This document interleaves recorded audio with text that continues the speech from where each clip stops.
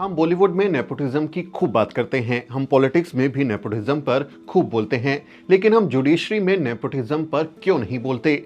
भारत की न्यायपालिका में सिर्फ चंद जातियों के लोग ही जज क्यों बन रहे हैं? ये सवाल इसलिए उठ खड़ा हुआ है क्योंकि कानून मंत्रालय की एक रिपोर्ट से ये खुलासा हुआ है कि बीते 5 सालों में देश के अलग अलग हाई कोर्ट्स में जितने भी लोग जज बने हैं, उनमें सबसे ज्यादा सवर्ण जातियों के लोग हैं। केंद्रीय कानून मंत्रालय की रिपोर्ट के मुताबिक 2018 से 19 दिसंबर 2022 तक देश के हाई कोर्ट्स में कुल 537 न्यायाधीश नियुक्त किए गए, जिनमें से 79% सिर्फ सवर्ण थे। जी हां, आपने सही सुना, 79% जजों की वही जाति है जिन्हें भारत में सामान्य वर्ग कहा जाता है। और हद तो यह है कि न्यायपालिका में सामाजिक विविधता को लागू करने की ईमानदार कोशिश तक नहीं हो रही। बीते 5 सालों में देश के हाई कोर्ट्स में जो नियुक्तियां हुई हैं, उनमें ओबीसी सिर्फ 11% हैं। वहीं अल्पसंख्यक समुदाय से महज 2.6% लोग ही जज बन पाए। जज बनने वालों में एससी के सिर्फ 2.8% लोग हैं और एसटी के सिर्फ 1.3% लोग ही जज बन पाए हैं।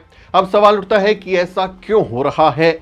क्यों हमारे देश के न्यायतंत्र में सभी वर्गों की हिस्सेदारी नहीं है? क्यों सिर्फ चंद जातियों के लोग ही हाई कोर्ट की, सुप्रीम कोर्ट की जज की जो कुर्सियां हैं, उस पर कब्जा जमाए बैठे हैं? इस सवाल का जवाब आपको सुप्रीम कोर्ट के वकील नितिन मेश्राम की इस बात को सुनकर जरूर मिल जाएगा।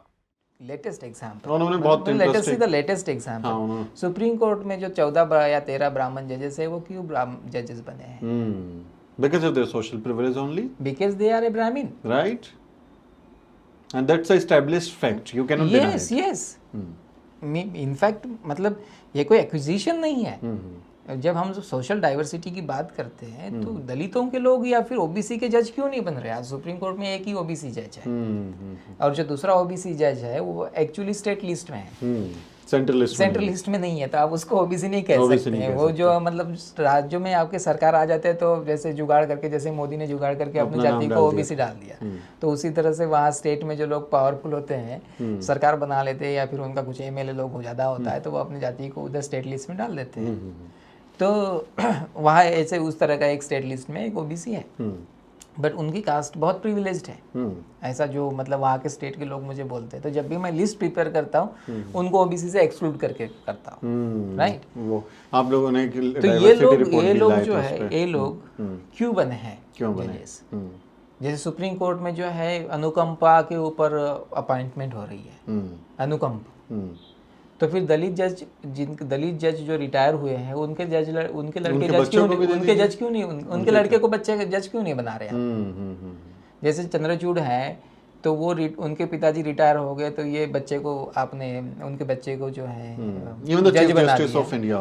उदय ललित उनके पिताजी जज थे, ये मैथ्यूज के पिताजी जज थे, दादा पिता सब सुप्रीम कोर्ट में जज थे मैथ्यूज के, मैथ्यूज जज थे। या अभी जो हमारे सुप्रीम कोर्ट में केरला के जज है, उनके पिताजी सुप्रीम कोर्ट में जज थे। एंड आप देखेंगे कि कई सारे जो जजेस हैं, अभी उस दिन जो गुप्ता जज हैं, उनके पिताजी वहाँ स्टेट में आरएसएस के फंक्शनरी थे, हेड थे नॉर्थ इंडिया के, और वो रिटायर्ड हुए चीफ जस्टिस के हाई कोर्ट के, उनका लड़का जो है सुप्रीम कोर्ट में जज है।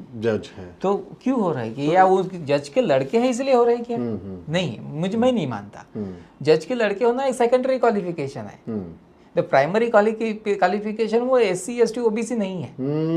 That's the biggest Is it not? That's the biggest, reason that they are not, selecting such people from marginalized section. Yes. Primary qualification तो आपका सवर्ण होना है और आप SC, ST, OBC हैं तो नहीं जा सकते। जजों की नियुक्ति करने वाले कॉलेजियम सिस्टम को इस भाई भतीजावाद और जातिवाद की सबसे बड़ी वजह माना जाता है। कॉलेजियम के सदस्यों पर यह आरोप लगता रहा है कि वो अपने रिश्तेदारों और जाति के लोगों को ही जज बना रहे हैं। ऐसे में सवाल है कि हमें कॉलेजियम के कलंक से मुक्ति कब मिलेगी? भारत के लोकतंत्र को और मजबूत बनाने और न्याय को लोगों के लिए सुलभ बनाने के लिए सबसे ज्यादा जरूरी है कि वहां सभी वर्गों, धर्मों, जातियों, क्षेत्रों, लिंगों, इस तरह के जो बैकग्राउंड्स हैं, उनका प्रतिनिधित्व सुनिश्चित किया जाए। क्यों सुप्रीम कोर्ट के इतिहास में एक भी आदिवासी, चीफ जस्टिस नहीं बन पाया? क्यों आज तक दलितों का प्रतिनिधित्व ना के बराबर है? क्यों ओबीसी समाज के लोगों को हाई कोर्ट और सुप्रीम कोर्ट में जज नहीं बनाया जाता?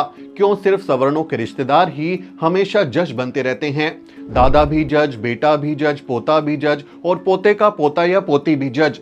आखिर न्यायपालिका में ये नेपोटिज्म और कास्टिज्म कब खत्म होगा? अब समय है कि हम इस सवाल को मजबूती से उठाएं और इसके खिलाफ अपना विरोध दर्ज कराएं। आपका इस बारे में क्या कहना है कमेंट करके जरूर लिखें। आपसे अपील है कि हमारे चैनल को सब्सक्राइब करें और इस वीडियो को अन्य लोगों के साथ शेयर करें। मेरा नाम सुमित चौहान है और इस वीडियो स्टोरी में मेरी मदद कर रहे हैं मेरे सहयोगी मोहित और अजरा। अगले किसी वीडियो में मुलाकात होगी, तब तक आप देखते रहिए द न्यूज़ वीक।